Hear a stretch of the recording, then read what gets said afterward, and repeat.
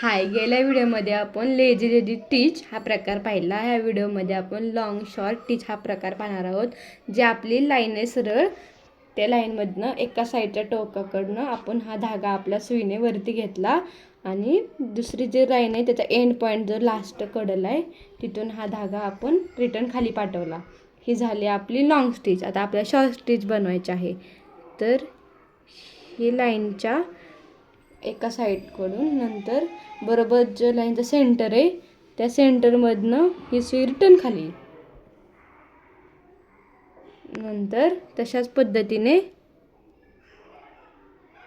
Return वरती, आणि जी दुसरी लाईन आहे आपली तिचा एंड पॉईंटला ही सुई रिटर्न खाली पाठवायची. ही एक लॉंग एक शॉर्ट, ह्याला बोलतात लॉंग शॉर्ट टीच.